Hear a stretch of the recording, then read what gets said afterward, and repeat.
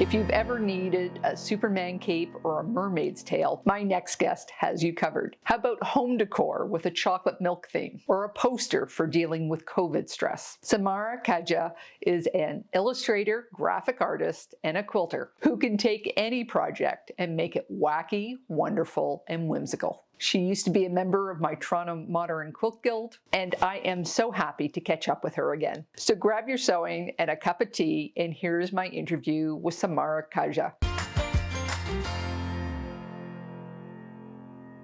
Welcome, Samarra, to my show. I'm so glad to have you here. Like, I was just doing the numbers the other day, how long it's been since you left Toronto. Like, I keep thinking it was last year, but it's like It feels like that. five, I think 6 years. I think that's about right. When you launched your fabric line, were you still in Toronto or had you already moved? It was right on the edge because I'm remembering, oh yes, I approved samples in Toronto. And then once I moved, I received bolts and had to work on designing my booth. So yeah, that was right at that point. But good memory. I remember nothing. I shed a tear or two when you left because I thought, who's going to bring the wacky and the whimsical to our Toronto Modern Guild meetings? When you Uh, left, it took a little yeah. while before another person showed up. Oh, I so appreciate that because you don't know how many times I leave a space and I'm like, oh my God, I, all right, well, what's done is done. What everyone thinks, they think, and we keep moving. Do you miss Toronto? I miss some of the people in Toronto. Here's what's crazy is for all the places I've lived and all the traveling I've done and acclimating to different places. And I don't know if it's getting older, but there were some things that, I couldn't find the jam I was used to, and that upset me. And and there were things that I guess didn't make sense in terms of like, why is it that some of the Canadian offerings of the, by the same company that might have stuff in the US is, there's only a fraction of things available. It's not like we're divided by water. There are things that I found myself missing. And then I just didn't really like the house that we were in. That was not really inspiring. How many places have you lived in the world? I don't know that I've counted them up. So it's Canada, Australia. I've lived in Dubai and Singapore, then came back to the US, lived in a number of different states. And then within all of that, traveled a ton. Curiously, with all the places I've been, I've never been to South America. And then for Africa, I've only been to Egypt. But otherwise, it's been a fair amount of traveling and globe hopping and, picking up whatever quirky, interesting things there are. Like my favorite thing that milk comes in a bag in Canada. I just love that. It's so weird. If anybody's seen your work, and your byline is wacky, wonderful, and whimsical. It is just infused in everything you do. How early did that start? I think I probably started exploring and really kind of taking in information in the world just to see what, anything from like bugs in the backyard. How are their legs constructed, like just watching creatures or things in nature. So I'd say like the first, I don't know, maybe 10 years of my life, it was all just kind of observing. And I think that having grown up with a brother with Down syndrome, I'm the younger sibling, there's a fine-tuned kind of view you start to have on the world, and you pay attention to the details, and you can kind of read all the subtleties in people's behavior, in how society is set up, in nature. And so I think there's, and it's kind of to this day, I'm always curious and fascinated. So that's what comes in. And then I think actually after I went to my undergrad work, I have a BFA in studio art, in printmaking, drawing, and photography. And if I think about that, that was all really serious work. And I think you do that when you're in your 20s, you're trying to be all serious. And so I had that phase. And I think then slowly I've realized that the things that crack me up, they just started coming into my work a lot more. And now it's a driving component, I think. I kind of don't see the point of making something unless it has, I don't know, moves you from neutral. And so I think because I have in my own life and upbringing seen and experienced a lot of heavy and hard things, I'm always compelled to push that needle to positive and uplifting, quirky for sure. You know, if I can combine clever within stuff that I adore, I think anything that just feels new and unusual is interesting to me. I think there's so much of the same stuff. So if you can just put in a little extra, I think it makes things more interesting. Well, it's funny looking at your work. It's wacky and wonderful and whimsical, but it's always smart. The cartoonishness, there's a lightness to it, but underneath it, it's always smart. You know, it's delivering that extra layer, like your posters of dealing with stress for COVID. You know, it's light, but then, you know, this is the serious part of it. And I must admit, I'm probably part of a whole cohort of people that wait for Halloween to see what are the next Halloween costumes going to be. Oh, I love it. Oh my God, I never knew. Yeah, I've turned into a monster in that regard for sure. You know, as the kids have gotten older, they are my clients. And as you can imagine, you know, like they are the harshest critics. And it's always hilarious to see what they want, if I can deliver on the brief, and if the client is satisfied. I mean, yeah, so far so good, but it's such an entertaining process to go through. You know, this last year, my youngest wanted to be a piece of toast, which just cracks me up. You know, and then I said, because I'm not sure if he was going to wear it the entire day, so I wanted to make sure it was functional and that he could sit in it. I wanted to know that this piece of toast, I just imagined a classroom and then one of them is a piece of toast at a desk and chair. So it's a lot of thinking about the actual materials, what is functionally reasonable, what is going to be, yeah, weather conducive to whatever weather. And then, yeah, I had so much fun making the costume look toasted, and then I sold him on the idea of just burning it a little bit extra on the backside because I thought that was really funny. You know, the toaster doesn't toast evenly, and that's just what you get. But to speak to the layers, there's a point where yes, if I can add in some educational notes, if I can be punny, if I can put in some quirky fact that exists out there into my work, I love that because it feels like it's a great opportunity to just fill it with a few little extras. I've always wondered, do people see all of it? Do they get, you know, all the levels that I've put in? And so it's nice to hear that it comes through. Now, one thing that I notice also is that you seem to like to work in series. I'm just even looking at your photo strip behind you. You seem to do multiple iterations of one idea. Is that just the way that you enjoy working, or have I just been exposed to the to the situations where you've done that? That's interesting. So here's what I know about myself. If I've fully explored an idea, I'm pretty much done. And there have been many times where people have come to me and said, "Oh, you should produce that. Oh, you should make more of those." And whatever the path of exploration was for me, if I've gotten to the end of it, always I'm like, yeah, if I were, it doesn't interest me to repeat the same exact thing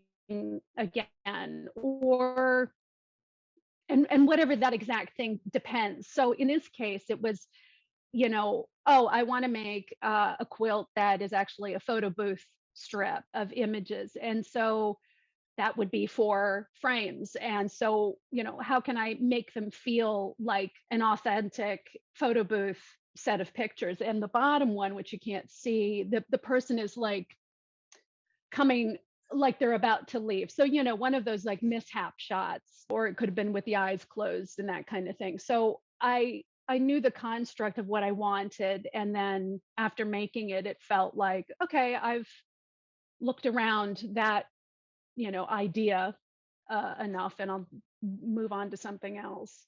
So yeah, within that, it may be like 4 or 5 of something that go together. Certainly in my posters, I usually like a group of about that number, and then I guess I'm satisfied and I'm ready to move on to something else. When did you pick up a sewing machine?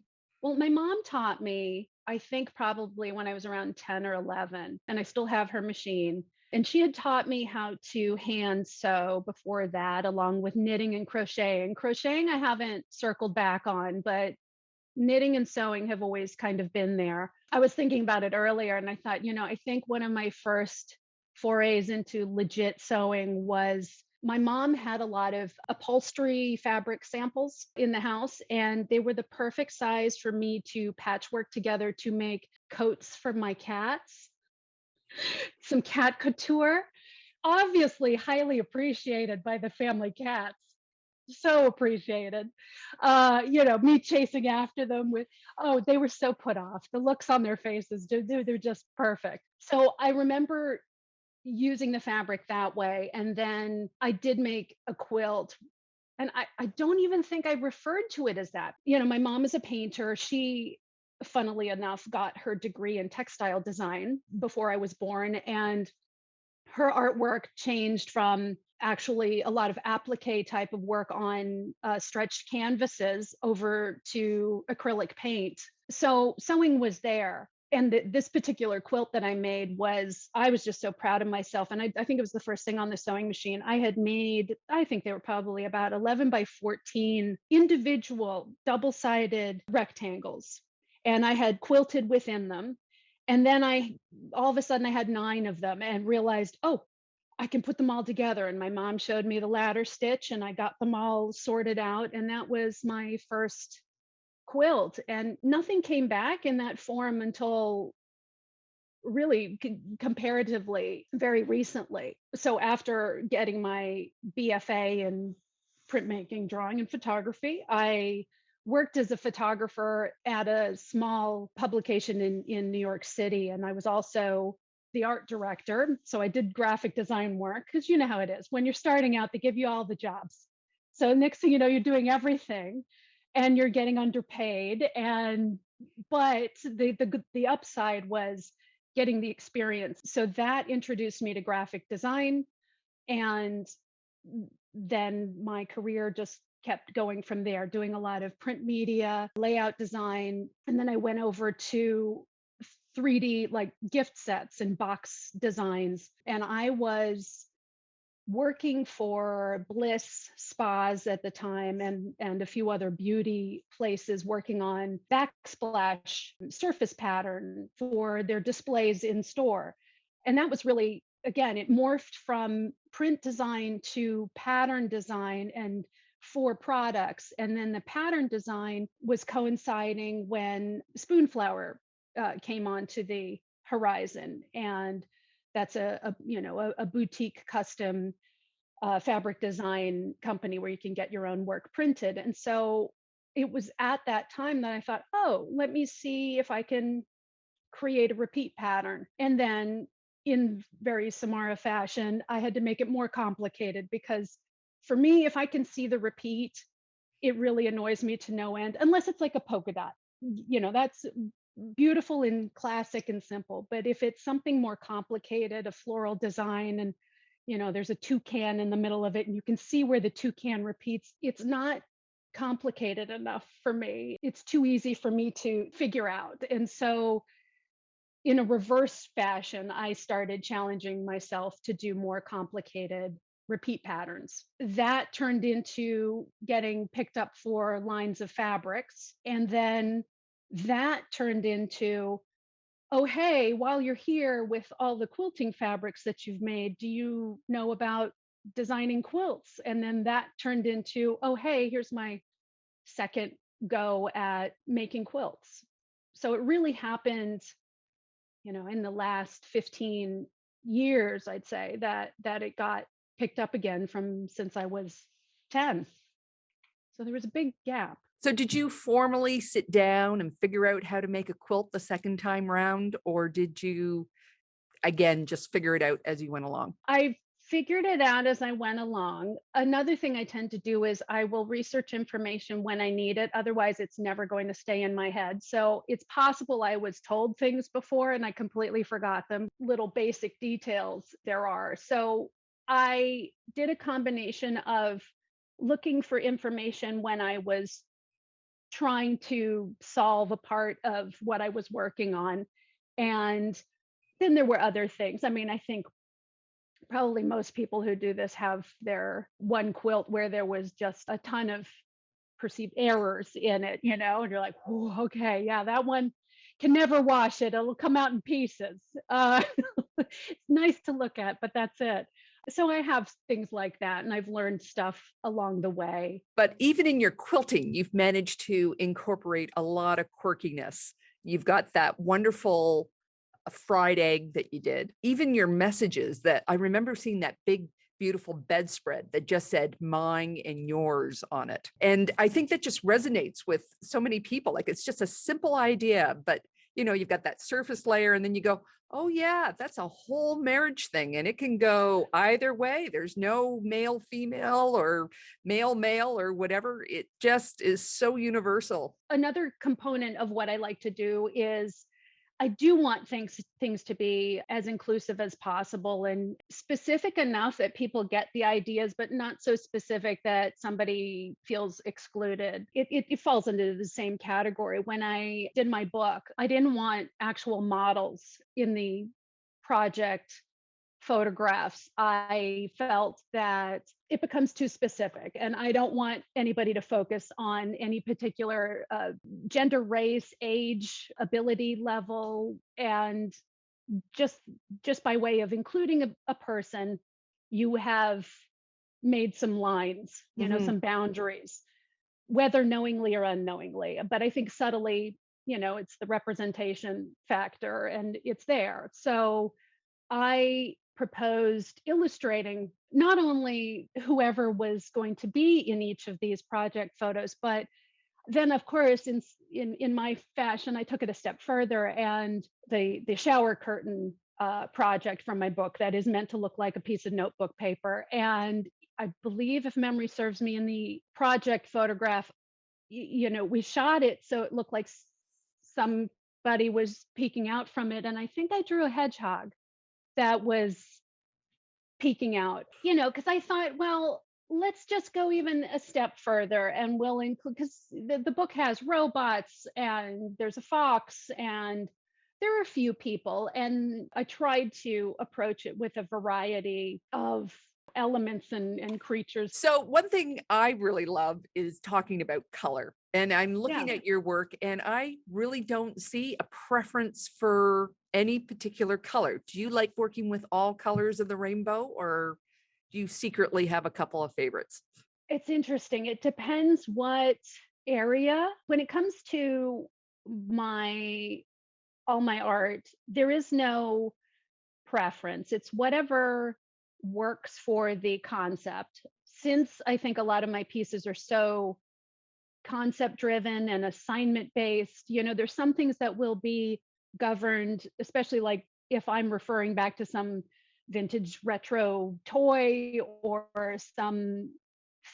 something that might have its own parameters for what colors it came in the first place. I will usually try to honor that unless it makes sense to bring in something else. But I love saturated colors. I like things that are a bit more complex and complicated. If there's something rainbow like, I will, I'll mix it up and maybe put it in another order and put some more muted tones in there to just make the whole thing a little bit more rich and, I guess, complex. I'm the cat that plays with the toy around the dining table leg for no reason, just to make it seem like more of a challenge.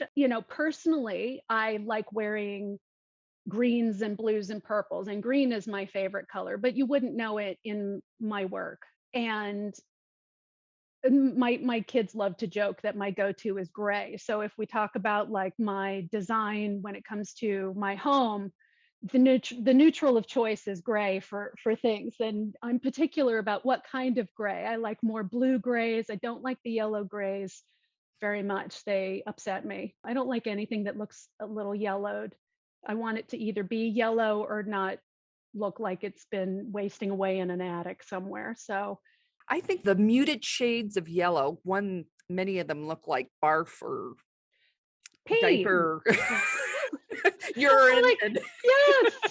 and things like that. So that's one of the problems yellow has. But a lot of people, unless it's a definite yellow, they don't want any of that wishy-washy yellow. Yeah, and it can go into some greens. Yeah, there's a zone of like, mm-mm, no, not unless we're showing something in nature or, we're being comical about something, then it's just best to stay away. So have you passed on your love of crafts and everything to your children? Yes.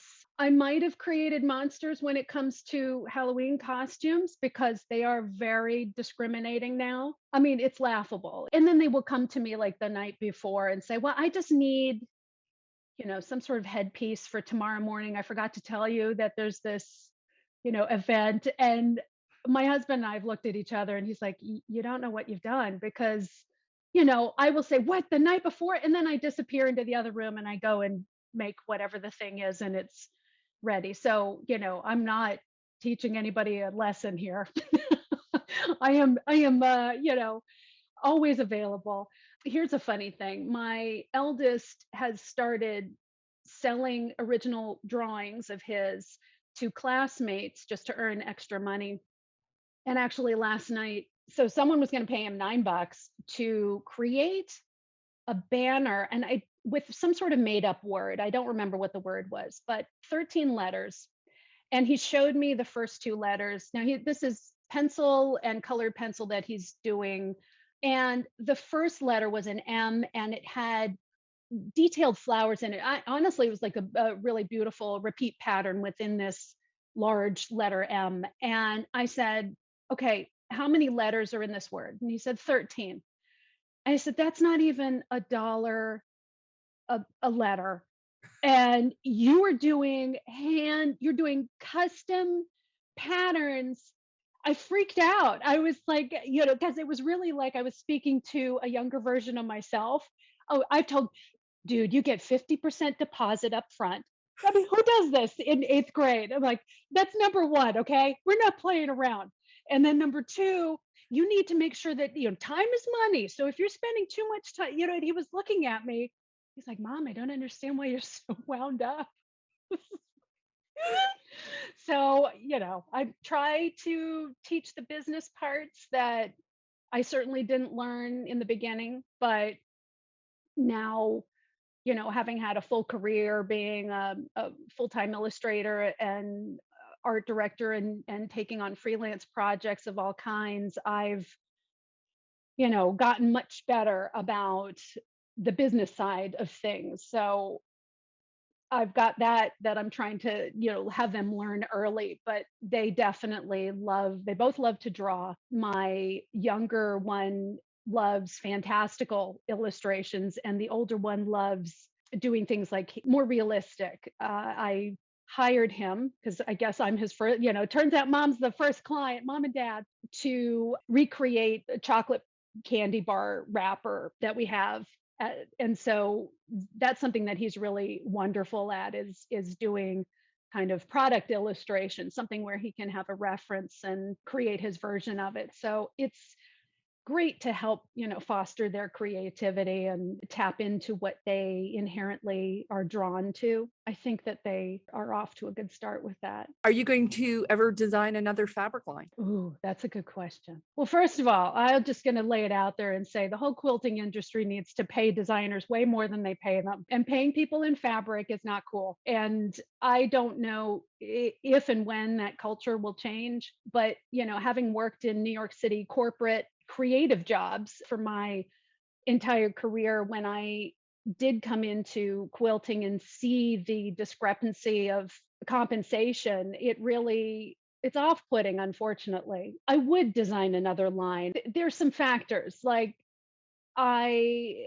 unfortunately it's all marketing, right? What sells? And it seems like more unusual ideas don't last as long as the things that people are used to. I know I've always tried to push the boundaries. So I've worked with a few different fabric companies, and over the years, I would propose different colorways and different themes. And depending, you know, there's some stuff that falls into stereotypical choices that people want. If something's going to have pink in it, there are unfortunately preconceived ideas about what that imagery is most likely to be. And I won't even fill it in because you can probably come up with, oh, okay, if it's a pink fabric, does it have this, and this in it?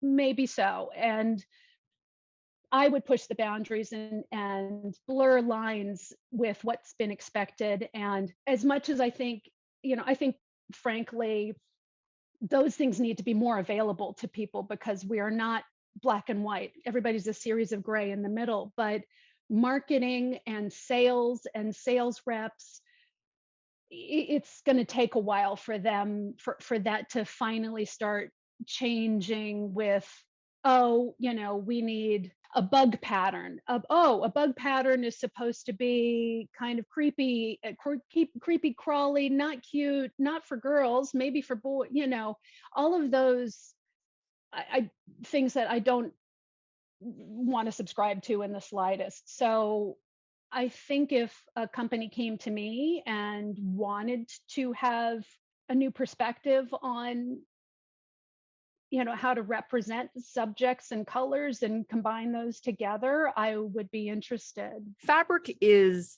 tricky. It's one of the things that quilters spend the most money on, but you are influenced what a yard of the fabric looks like.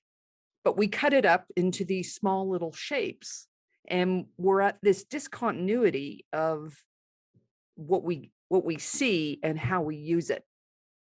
And then it's such a fast turnover as well. Like a designer would be working on fabric right now that's not even going to show up in our stores until a year from now. You might get a little bit of a preamble about it, maybe 3 to 5 months ahead of time. But that's not enough time for a quilter to kind of see and process what they would do with it. It's not until they actually have it in their hands. And then it percolates and the ideas come. And by the time you get your idea, the fabric's gone. The selling cycle and the quilting planning cycle are totally out of whack. And then you're faced with, how much do I buy? Do I buy a quarter yard? Do I buy a fat quarter? Do I buy 5 yards? You're in this, oh, but it's so beautiful. And then you cut it up and you can't even see what it was. Absolutely. I mean, I've even thought about it myself. Like most of the designs that I've created, they don't end up in quilts in my own home. They end up either as backing, so I can keep them as, whole cloth as possible, or garments or, bags or that type of thing. From a designer standpoint, it's a weird line as well, because you can either view things in the small version, as you're saying, like how will that look? And then in yardage, often it doesn't look like much. Mm-hmm. And so then you think, well, okay, I've already got one of those, a stripe or a, sprinkly dots or stars or whatever confetti type thing. I mean, I don't know how many do you need? There are probably a ton of them. So it is super weird from the designer's standpoint as well, because I was telling you before, I'm all concerned about the repeat. Nobody else is. When are the opportunities to even see the repeat? It's not, it's not that common. I would say, some of my beginning prints, they ran at scales I wish had been different. There were some that are way too big and some that are way too small, and the variables within all of that and how people use them is so great. The ethical part of me is like, how much fabric do we really need to keep producing here? And it's not good for the environment. For the most part, it's a ton of water usage. Yeah, I mean, this is where I'm like, oh yeah, I don't know. I'd love to design another collection, but also the distribution is not always, like I said, reps at some stores will carry it, some won't. people have found out about my fabric years after it was out, and now they can't find yardage, just as you're saying. And I think a lot of quilters don't realize that if, like, really they're the mouthpiece. If you go to your store and say, hey, I like so and so designer, and do you carry that, whatever the fabric is, or could you order it? That's how that helps with distribution, because otherwise it's being left up to reps who go to stores, and they've been doing it for 20, 30 more years, and people are stuck in their ways. And so just because there's something new and out, a certain little quilt shop may never see that new stuff. Mhm. So it's a difficult, I guess, system that is set up. And I think it's been a little bit disrupted in the last couple of years too, with people not being able to get out to quilt stores. It's now an online business. You don't even have that tactile sense of fabric. Now they're just, little pictures. Yeah. And, even for someone like me being visually based, I want to see it in real time as well. Cause again, I don't want it to be a little yellowy, right? And then you're like, oh God, I just bought the worst color. I'd like to think that the images are true to what I'm going to get, but again, everyone's computer monitor is calibrated a little differently. So you may think you are getting one color and you're getting another, and that's not even showing the repeat. I don't know how many times somebody's going to put the ruler or the little penny there for you to figure out what the size is, but it always shocks me when I get something in the mail and I'm like, oh, I didn't think it would be that size. That's why I'm always safe with stripes. They don't shock me. I think people also lack color confidence. They don't have the confidence to go forward with what they like. They also buy the same color over and over again. My beginner mistake was I like orange, and I kept buying the same orange over and over again. It had different patterns or whatever, but it was the same orange every single time. So you Yeah. can't do anything with that. You need to go into the nuances of the color. You need to go across the color wheel and find things to contrast with it. You need to bring in those urine colored yellows. They have a purpose. They have a purpose. They're all standing up proud of themselves. I know that I tend to steer clear of browns and beiges. I mean, I found this out when I was making that toast costume for my youngest, and I needed to make a crust, and I wanted to use brown fabric. And for the life of me, for the tons of fabric I have, I couldn't find enough of any particular brown to use. I ended up making it work, but it is funny how there are tendencies. I have an inordinate amount of corduroy. I can't stop getting corduroy. I don't know. I still have yet to do anything with most of it, but I'm like, I think it's this 1970s in me. Can't quit. There's also texture to corduroy. That's what I love about corduroy, the texture. It's not flat. Yeah. Well, wide wale. Oh, big fan, big fan. I've like, it's velvet, but for everyone. It's everyone's velvet. It's not as pompous. So you've taken all your knowledge and you've thrown them into a couple of classes and workshops. I know you've got a class on Skillshare, and I think you're on a couple of other platforms. What are they about? They are about trying actually to get people to think outside of what's usual. The Skillshare class is specifically about designing a repeat pattern and creating your own theme. And in this case, it's souvenirs, or if you could design souvenirs based on where you live, what would those elements, icons, illustrations be? Because you go into a souvenir shop when you're traveling, and okay, so there's the usual, there's this building, this sculpture, all the usual stuff. But what about places that maybe people are less familiar with?